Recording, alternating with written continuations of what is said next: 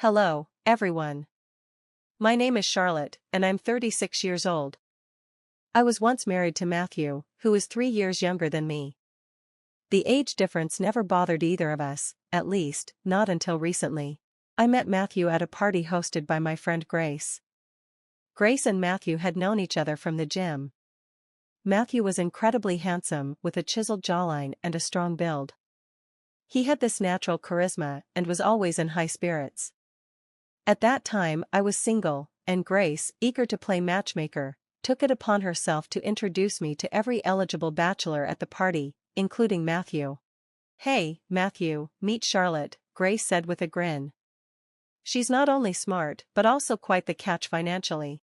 I felt a flush of embarrassment but tried to downplay it. Grace continued, "Don't be shy, it's a compliment."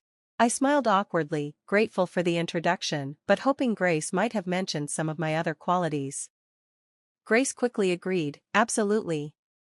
She's not just beautiful, but incredibly intelligent, too. You two enjoy your evening, I'll mingle with the other guests." Once Grace wandered off, Matthew, with a curious look, asked, "Why did she call you a nerd?" I explained, "I'm a graphic designer working for a software company, so I'm always busy. That leaves little time for socializing, which is why my friends jokingly call me a nerd." Matthew raised his eyebrows. "That's fascinating. I guess that's why they call you the millionaire nerd, then."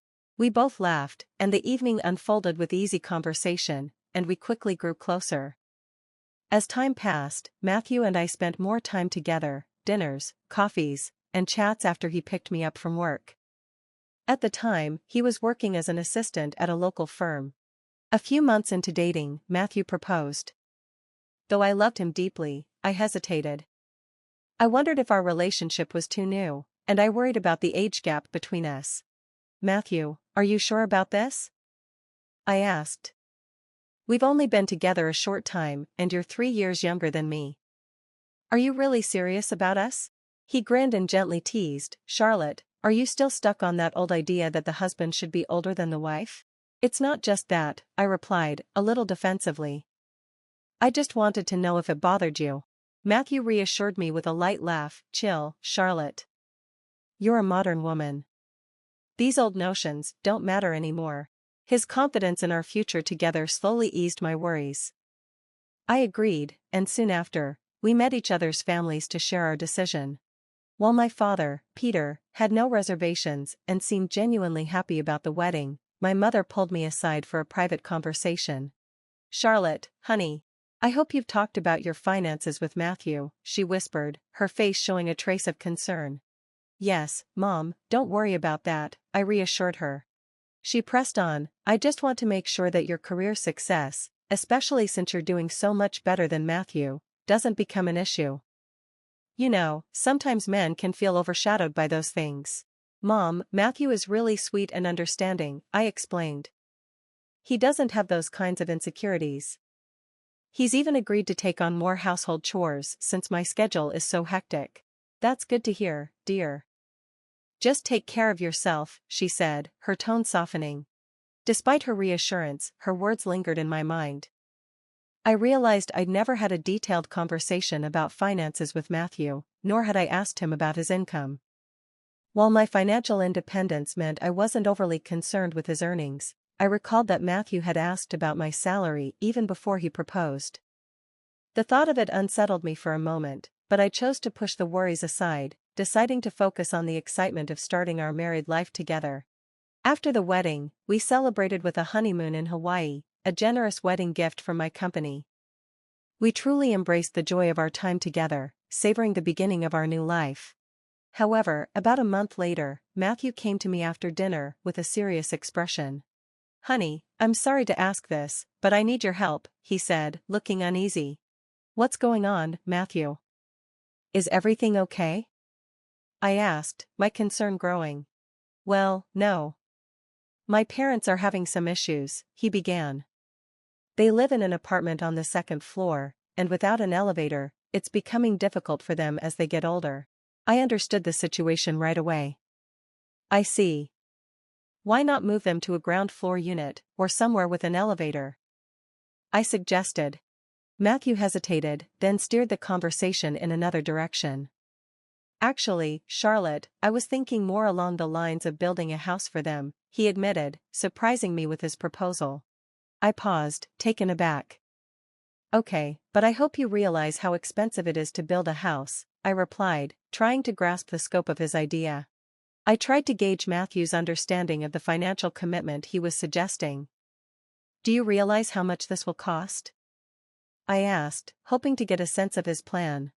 Yeah, I know, Matthew replied, though his tone lacked confidence. I pressed further. Do you have enough savings, or are you thinking about taking out a loan? Matthew hesitated for a moment before answering. Charlotte, I was actually hoping you could lend me the money to build the house, he said, his request catching me completely off guard. I was stunned, unsure of how to respond. Wait, what? But you know I've been saving to buy my own house someday, right? Yeah, but since you earn well, I thought it wouldn't be a problem for you, Matthew said, his voice taking on a more assertive tone. But Matthew, I'm not sure I can lend that much money, I replied, feeling the pressure mounting. Why not? He asked, his frustration starting to show. I was at a loss for words. I finally managed to say, okay, let me think about it. I'll let you know. I'll wait for your answer, he said, leaving the conversation hanging in the air. That night, I couldn't sleep. I spent hours turning the situation over in my mind. Lending my hard-earned savings to build a house for his parents felt risky. My money was meant for my own future security, including buying a home and saving for retirement. The next morning, as I was heading out for work, Matthew hugged me and said, I'll be waiting for your decision. Let's talk over the weekend. I know you're in a rush now. Conflicted and uneasy, I sought advice from a colleague. She suggested I make the financial arrangement official with a contract. Have Matthew sign an agreement to ensure he repays you, she advised. It's important to protect your interests. That sounded like a sensible approach, so that evening I told Matthew, I can lend you the money, but you'll need to sign a contract agreeing to repay me within 4 years. To my surprise, Matthew didn't hesitate. Okay, I'll sign it, he said. When I handed him the papers, though, his laughter at the mention of the legal implications made it clear he hadn't fully grasped the seriousness of the situation. I'm serious, Matthew, I said, holding his gaze until he realized I wasn't joking. Here are the papers. He sighed, rolled his eyes, and with a smirk, said, Fine, I'll sign. And he did. After I transferred the money and Matthew signed the contract, I thought the legal safeguards would ease my concerns, but despite those protections, I couldn't shake the feeling of unease. Matthew's salary wasn't substantial, and I doubted his ability to repay the loan. Then, his behavior began to shift in ways I couldn't ignore.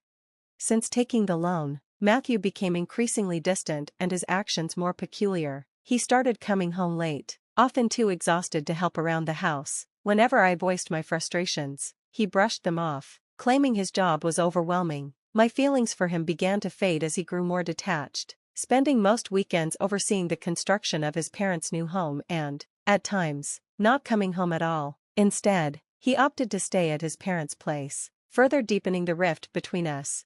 The situation was taking its toll on me. I could no longer ignore the growing distance between us, and I decided it was time to confront Matthew. Matthew, do you realize how distant you've become? It feels like you're taking advantage of living here without contributing anything, I said, frustration bubbling to the surface. His response was sharp and dismissive. What do you mean? How dare you accuse me like that? You knew my financial situation when we married. You chose this. I was stunned by his audacity. Excuse me, I'm not trying to start an argument, but how can you be so indifferent? I'm even more upset about this housewarming party at your parents' new place tomorrow. A party for the house I funded, which you never even told me was finished. Matthew almost scoffed. Oh, my bad, I must have forgotten. Please, be our guest, he said nonchalantly, then left the house humming, as if utterly unbothered by the gravity of our conversation. Fuming with anger, I wanted to lash out, to break something, but I managed to hold myself together. An hour later, I received a call from my mother-in-law. Hello, just calling to let you know we're having a housewarming party at the new house tomorrow, she said casually. I hung up without saying another word. I was certain that Matthew had prompted her to invite me, not out of genuine desire, but simply as an afterthought. His indifference, paired with the casual invitation from his mother, left me deeply hurt and questioning the very foundation of our relationship. I had always been wary of Matthew's relationship with his mother, especially given her cold demeanor toward me from our first meeting, which had only worsened after our wedding. Despite this, I didn't want to create more tension between us. I worried that if I skipped the event, Matthew and his mother would use it against me, accusing me of being envious of their new home. Reluctantly, I decided to go. I decided to attend the housewarming, determined to maintain a composed, if somewhat forced, demeanor. As I arrived at the newly built house, I couldn't help but notice the entrance, beautifully adorned with floral decorations. Matthew and his mother were greeting guests warmly. When my mother-in-law saw me, her reaction was far from enthusiastic. "Oh, you came. I thought you wouldn't bother," she remarked with a hint of surprise. "Why would you think that?" Matthew chimed in, before ushering me inside. Inside, I was met more warmly by my father-in-law, who was sitting alone. His genuine smile and the sincere gratitude he expressed for my financial help were the only moments of comfort in an otherwise uncomfortable evening. It was painfully clear that neither Matthew nor his mother had acknowledged my contribution to their new home. Throughout the evening, I felt more and more isolated. Matthew and his mother barely interacted with me, leaving me to engage in half-hearted conversations with distant relatives. I found myself counting down the moments until I could leave what was rapidly becoming a toxic atmosphere. After most of the guests had departed, I approached my father-in-law to say goodbye. "Take care of yourself," I said kindly. Just then, my mother-in-law interjected sharply, "You don't need to worry about my husband. Focus on your husband instead of neglecting him." Confused and upset, I responded, "What do you mean? I've never neglected Matthew. He volunteered to help with chores because I work full-time, too." Her accusations grew harsher. "You've been a terrible wife, forcing my son to do all the work around the house. And how could you coerce him into signing that financial agreement? You've been nothing but cruel to him." "I haven't forced Matthew into anything. The agreement was mutual, to ensure financial security. How can you say I've abused or tortured him?" I replied, shocked by her words. At that moment, my father-in-law stood up for me. "Marilyn, stop. Why are you attacking her instead of appreciating what she's done for us?" But Marilyn wasn't having it. "Just stay out of this and go inside," she snapped at him. The situation was excruciating, and it was clear that no amount of reasoning would change her view of me. As the evening went on, I became more disillusioned with both my relationship and the family dynamics I had found myself tangled in. I was completely taken aback by Marilyn's rude behavior toward Alan and, soon after, her cruel words toward me. "You should be grateful my son even married you. Who else would marry someone old and unattractive like you?" she sneered. Her words stung deep, and I lost my temper. "How can you speak to me like this?" I retorted, my voice rising with frustration. Matthew quickly intervened, scolding me. "Charlotte, watch your language. How dare you raise your voice at my mother? Didn't you hear how she just insulted me?" I replied, bewildered by his lack of support. Matthew dismissed me with a roll of his eyes. "I can't deal with your tantrums anymore," Matthew snapped. "Tantrums? Do you see how both you and your mother are treating me?" I exclaimed. "I can't stand to be around this negativity anymore. I don't want any part of it in my new dream home. Just get out." Matthew's response was cold and cutting. "What? Yes, I don't want to live with someone as despicable as you. You've been living off my income, and now you call me trash? You're pathetic. Charlotte, let's be clear, you married me because you thought you couldn't land someone as handsome as me, given your age and looks, even though I wasn't earning much. So, you have no right to complain about money now." A surge of anger and betrayal rushed through me. "I can't stay with someone so shallow. I want a divorce, and I want my money back," I yelled. Matthew laughed maliciously. "Sure, go ahead and get your divorce, but remember, you'll have to pay me if you want it." "What the hell? You should be the one to pay, since you want the divorce," I argued back.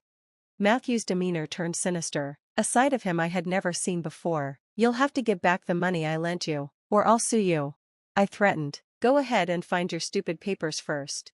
Mocking me, he retorted, "You're wasting your time." Feeling numb and utterly defeated, I left. They had insulted and degraded me beyond endurance. I went straight to the bank, where I had secured the papers in a locker, only to discover the document was missing. When I checked the bank log, I saw that Matthew had accessed the locker months ago. We had opened the joint account after our wedding, intending for both of us to contribute, but it turned out I was the only one putting money in. This revelation only deepened my shock and sense of betrayal. After the unsettling discovery, I checked my wardrobe, where I also kept a copy of the loan agreement, but it too was gone.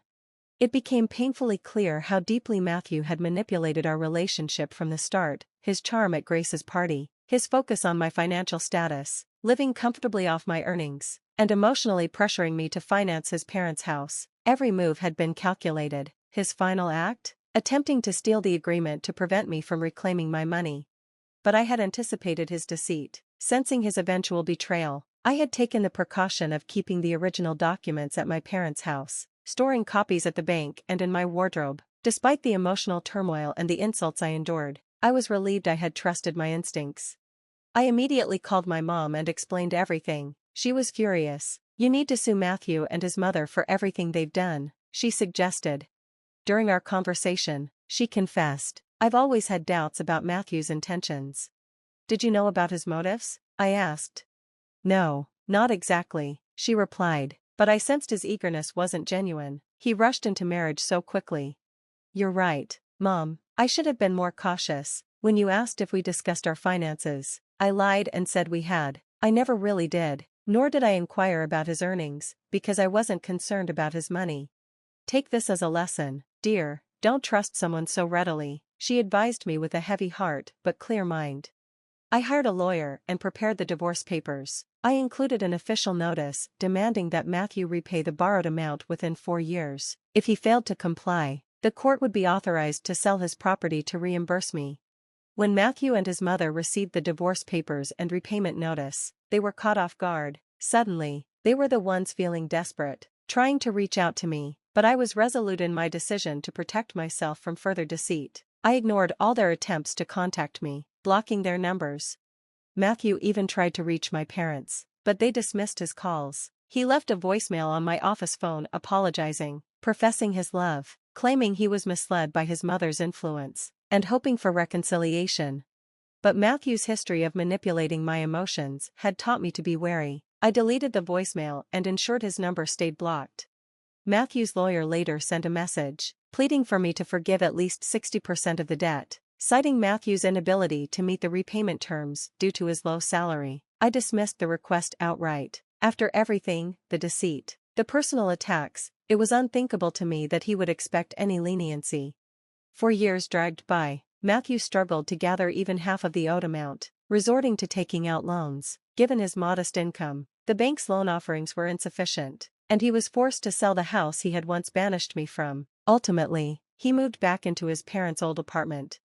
Grace, a mutual friend, informed me that the local community had turned cold toward Matthew and his family after the truth emerged. Marilyn, his mother, resorted to working as a nanny, her behavior having alienated her from many. Matthew faced ostracization at work, which led him to resign and relocate to another city. Even Alan, Matthew's father, left Marilyn and moved to the countryside to retire in peace.